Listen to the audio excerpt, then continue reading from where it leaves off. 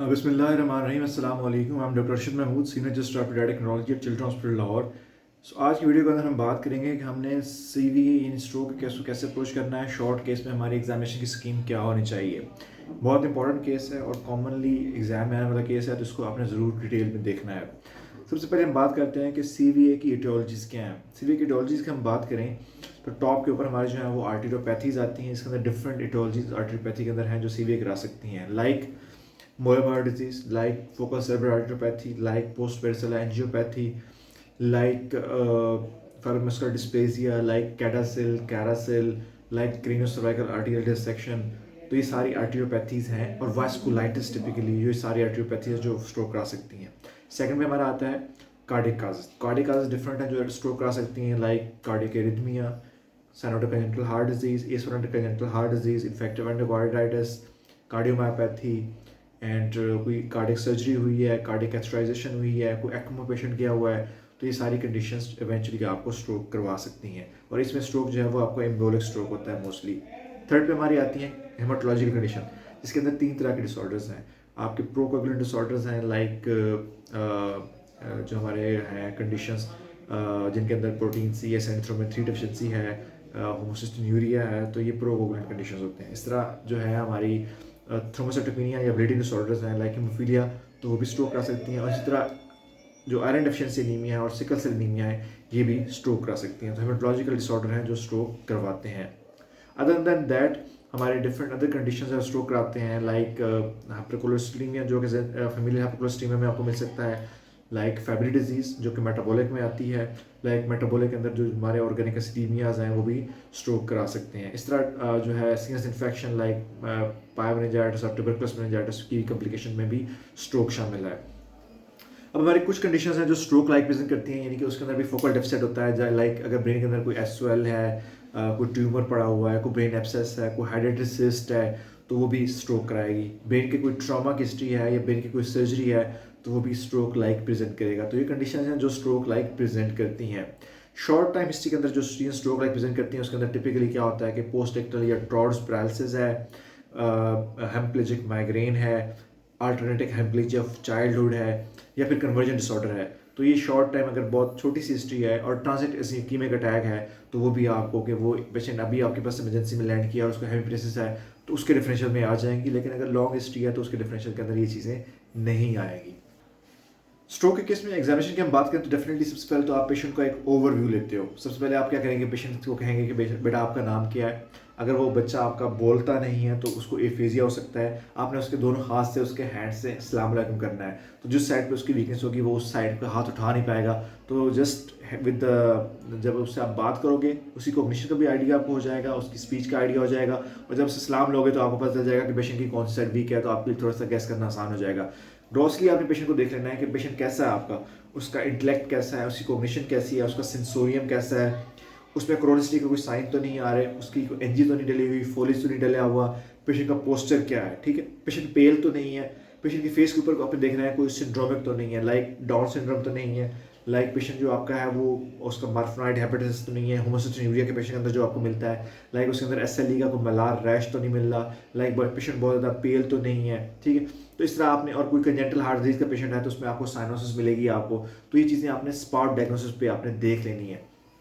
उसके बाद आपने पेशेंट का जो है वो डेफिनेटली उसका गेट करवाना है। तो गेट में आप देखना है कि पेशेंट के अंदर कोई गेट की डिस्पैरिटी तो नहीं है, सर्कमडक्टिव गेट तो नहीं है। उसके बाद आपने उसका टोन पावर रिफ्लेक्सेस चेक करने हैं, लोअर लिम्ब के भी अपर लिम्ब के भी। उसमें आपने देखना है कि पेशेंट के अंदर क्या फाइंडिंग्स हैं, कहाँ पे उसका मसले आ रहे हैं, कौन साइड पे प्लांटर्स के अपगोइंग है, कहाँ रिफ्लेक्सेस उसके ब्रिस्क हैं, उसका क्लोरस आ रहा है या नहीं आ रहा, कोई कंट्रक्चर फॉर्मेशन तो नहीं है, स्पासिटी तो नहीं है। तो ये आपने एनालिसिस करना है उसका। उसके बाद आपने उसके डेफिनेटली ब्लेडर और बाउल को देखना है, बैक को देखना है, ठीक है। उसके बाद आपने उसके क्रेनियल नर्व्स को असेस करना है। क्रेनियल नर्व्स बड़ी इंपॉर्टेंट है। एफेजिया को आपने जरूर देखना है और सेवंथ नर्व को आपने जरूर डिटेल में देखना है कि सेवन नर्व पाल्सी किस साइड की है और अपर या लोअर मोटर न्यूरॉन टाइप की है, क्योंकि उसकी बेस पे आपने बताना है कि पेशेंट को हेमप्लेजिया क्रॉस्ड वर्सेस अनक्रॉस्ड है। तो अगर पेशेंट को जो है वो lower motor neuron type of facial palsy है तो लीजन फिर आपका ब्रेन स्टेम के अंदर होता है। अगर upper motor neuron type of facial palsy है तो लीजन आपका जो है वो कॉर्टिकल एरिया पे होता है। तो क्रेनियल नर्व्स आपने एटलीस्ट जो एक्सेसिबल क्रेनियल नर्व्स हैं लाइक 3, 4, 6, 7 और जो अपने गैंग वगैरह ये ज़रूर चेक कर लेना है, ठीक है। तो इस तरह आपने असेस करना है कि पेशेंट के अंदर क्या मसला है। तो आपने एक तो देख लिया इस तरह करने से कि पेशेंट की लीजन किस साइड पे है, क्या वो क्रॉस्ड है, अनक्रॉस्ड है, और अपर लोअर लिम्ब की डिस्पैरिटी तो नहीं है। अगर तो हमारे अपर और लोअर लिम्ब एक जैसे इफेक्टेड है तो उसको हम कहते हैं डेंस एम्प्लीजिया, जो टिपिकली साइन है कि लिगन जो है हमारा वो इंटरनल कैप्सूल के लेवल पे है। अगर अपर लिम्ब जो है वो मोर इफेक्टेड है as compare to lower limb की, यानी कि पेशेंट की फेशियल नर्व पाल्सी भी है लेफ्ट साइड की, और लेफ्ट साइड का अपर लिम्ब भी इफेक्टेड है बहुत ज़्यादा, लोअर लिम्ब इतना नॉर्मल है, तो टिपिकल है फॉर द एमसीएस स्ट्रोक। और अगर लोअर लिम्ब इफेक्टेड है तो ये टिपिकल है फॉर द एसीएस स्ट्रोक, ठीक है। और पीसीएस स्ट्रोक के अंदर डेफिनेटली आपको फिर विजन की एब्नॉर्मलिटीज मिलती हैं, और आपको पोस्टीरियर सर्कुलेशन के साइन लाइक इटेक्सिया, ये चीज़ें आपको ज़्यादा कॉमन मिलती हैं। तो आपने फिर मतलब आपका एम ये है कि आपने लोकलाइज करना है कि मेरा स्ट्रोक क्या है, वो कॉर्टिकल है, इंटरनल कैप्सूल के लेवल पे है, या ब्रेन स्टेम के लेवल पे है। तो कॉर्टिकल स्ट्रोक के अंदर आपको कॉर्टिकल साइंस मिलते हैं लाइक एफेजिया, लाइक हेमीनिग्लेक्ट, लाइक अगर डिस्पैरिटी अपर लोअर लिम्ब की मिल रही है, ठीक है, तो ये कॉर्टिकल स्ट्रोक को शो करता है। इंटरनल कैप्सूल पे पेशेंट को डेंस एम्प्लीजिया होगा कि अपर लोअर लिम्ब की जो वीकनेस है वो सेम होगी, 1 और 2 की पावर होगी, और ब्रेन स्टेम के लेवल पे आपको ब्रेन स्टेम के साइन मिलेंगे, लाइक आपको क्रेनियल नर्व पाल्सीज मिलेंगी आपको। तो ये आपने देख लेना है। अगर आपके पेशेंट के अंदर कोई फाइंडिंग ऐसी है कि उसकी राइट साइड हेम्प्रेसिस है बट उसके अंदर आप लोकलाइज नहीं कर पा रहे, उसका पेशेंट को आप कहता है ये इसका एमआरआई है, एमआरआई भी नॉर्मल मिलता है, तो फिर आपकी लोकलाइजेशन क्या है, तो उस सूरत में फिर आपको कहना है कि सर्वाइकल कॉर्ड के ऊपर लीजन हो सकता है। सपोज एक पेशेंट है इसके अंदर पहले upper limb, right upper limb involve हुआ, फिर राइट लोअर लिम्ब इन्वॉल्व हुआ, फिर लेफ्ट अपर लिम्ब इन्वॉल्व हुआ, फिर लेफ्ट लोअर लिम्ब इन्वॉल्व हुआ, और इसका ब्रेन एमआरआई नॉर्मल है, तो लोकलाइजेशन कहाँ पे आपकी सर्वाइकल कॉर्ड में। इसको हम कहते हैं रोटेटरी कॉर्ड सिंड्रोम, कि लीजन जो है वो डिफरेंट एरियाज को इन्वॉल्व कर रहा है और डिफरेंट आपके लिम्ब इन्वॉल्व हुए हैं। तो आपने ये भी माइंड में रखना है कि अगर आपको कोई एग्जाम में एमआरआई पकड़ा देता है जो कि नॉर्मल होता है, तो आपने लोकलाइज करना है, आपको इसमें कंफ्यूज नहीं होना, फिर कॉर्ड भी आपके लीजन के अंदर हो सकता है।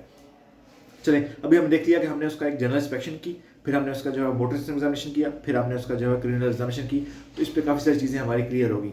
उसके बाद आपने देखना है उसके एसओमाइज, आपने देखना है एसओमाई पॉजिटिव या नेगेटिव है। तो अगर एसओमाई पॉजिटिव है तो फिर आपने पेशेंट को इन्फेक्शन के लिए देखना है, लाइक पायोमेनिंजाइटिस, लाइक टीबी मेनिंजाइटिस।